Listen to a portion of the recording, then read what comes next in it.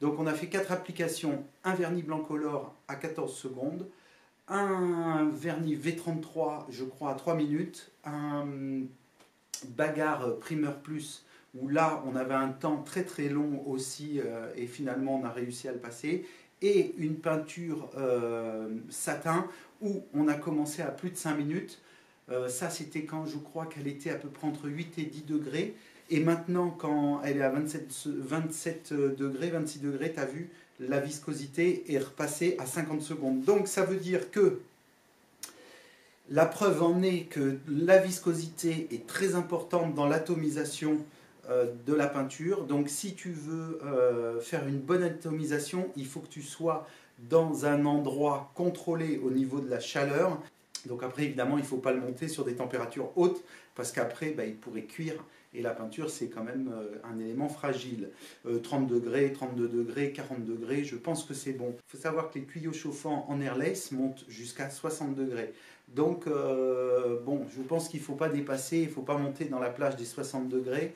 Mais tu as vu que tout de suite, dès que tu mets un produit à 30-35 degrés, ça n'a plus du tout la même viscosité. Donc, le secret pour faire une bonne atomisation, eh bien, c'est de faire chauffer ton produit. Et c'est ça qu'on a appris aujourd'hui dans cette série de tutos, et c'est pour ça que j'ai commencé avec des produits extrêmement fluides, extrêmement visqueux. Ça a été une volonté de te faire une vidéo avec tous les défauts possibles, puisque j'aurais pu cacher les défauts éventuels de la tablette, avec notamment quand ça n'a pas couvert le blanc. C'est certainement du fait qu'on a utilisé une peinture donc solvantée. Peut-être que l'extrait sec n'était pas tout à fait sec, et donc il y avait peut-être plus de solvant à cet endroit-là. Et donc, qui dit solvant ne couvre pas avec une peinture aqueuse. C'est pour ça que cette série m'intéresse, parce qu'on va voir pendant une grosse série de pulvérisation HVLP, eh bien, on va pouvoir monter en compétence et tomber sur les problèmes et les régler. Il est tellement plus facile de prendre un livre, de poser des questions et de faire une vidéo qui va te raconter l'HVLP, mais sans avoir l'expérience. Ça, c'est donné à tout le monde. Là, dans ce tuto HVLP, on va passer 42 peintures, il va y avoir plus de 100 vidéos, et on va tomber sur des problèmes différents. Souvent, le problème de pulvérisation, d'atomisation est lié à l'hygrométrie, au temps. Il y a plein de facteurs qui rentrent en compte, le matériel, l'application, le support. Et le support est très important. Voilà, donc c'était pour te remercier d'avoir fait ce débrief avec moi.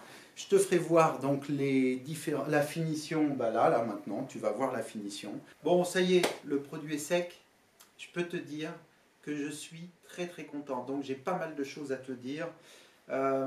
Première chose, donc sur ce meuble, j'ai fait 4 laquages, c'est-à-dire j'ai fait 4 enduits gras.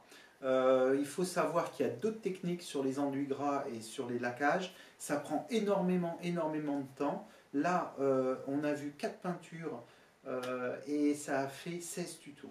Donc je me dis qu'il en reste 42.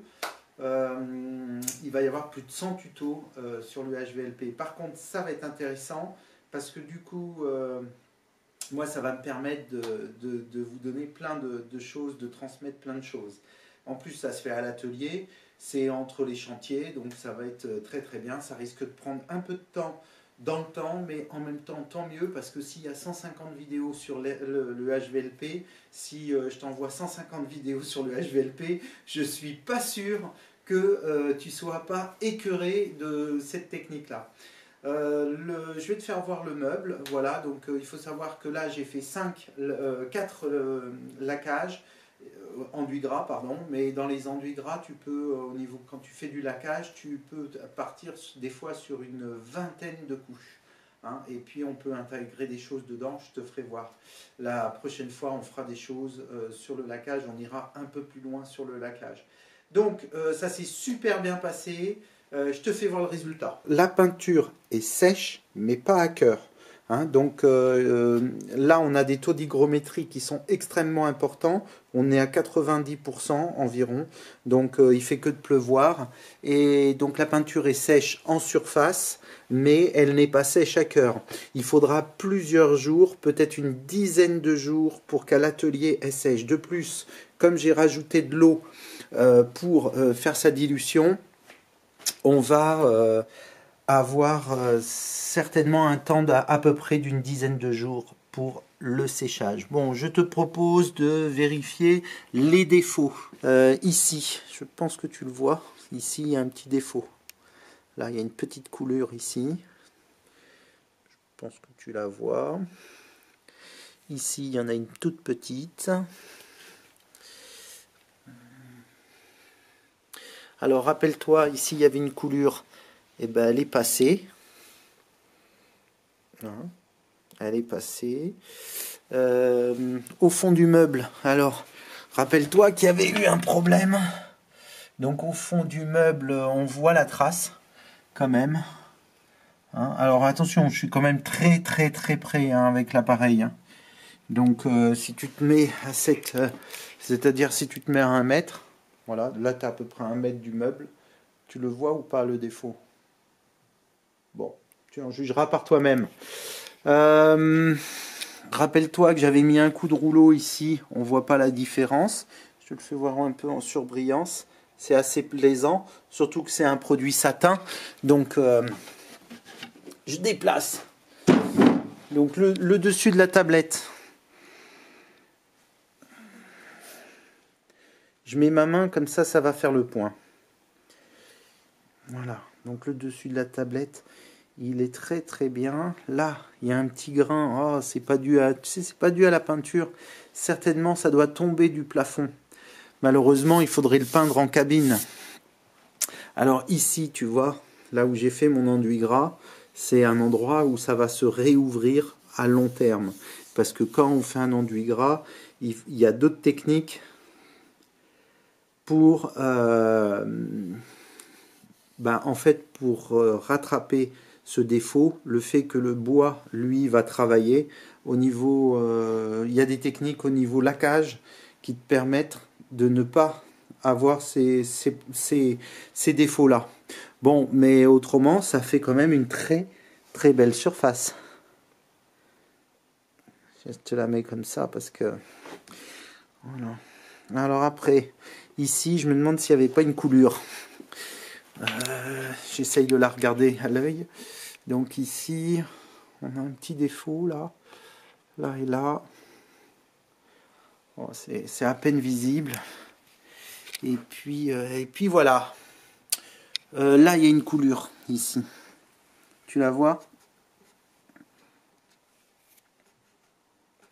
Attends. J'arrive pas à faire le point. Hein. Bon, j'ai changé de mode pour voir si on peut... Voilà, donc je suis assez content de la pulvérisation.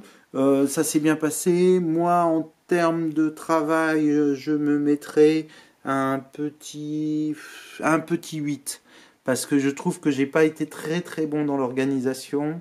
Et je me suis un petit peu... Voilà, par rapport aux petites coulures qu'il y avait, ça dépasse pas un 8 par rapport à mon expérience.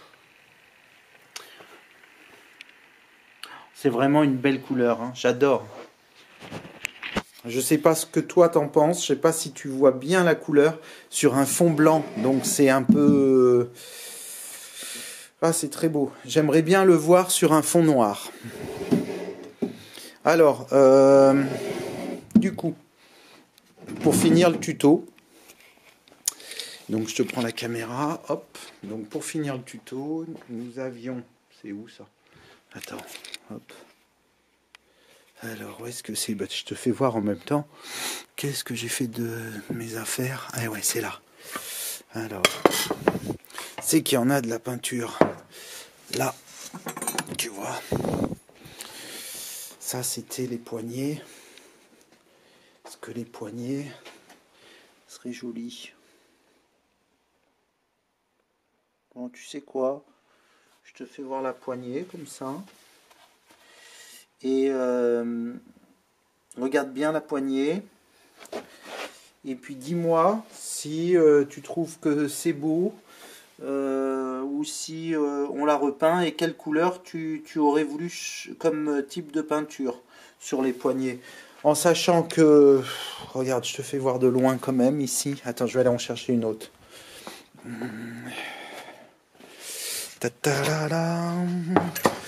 Alors, qu'est-ce qu'on pourrait utiliser comme peinture sur ces petites poignées là? Voilà ce que ça ferait, les poignées comme ça. Voilà, niveau qualité. Est-ce que ça te plaît ou est-ce que tu voudrais qu'on parte sur une autre peinture? Quel type de peinture t'aimerais qu'on mette? Moi, j'aurais peut-être voulu un noir, tu vois. Alors, qu'est-ce que j'ai là? J'ai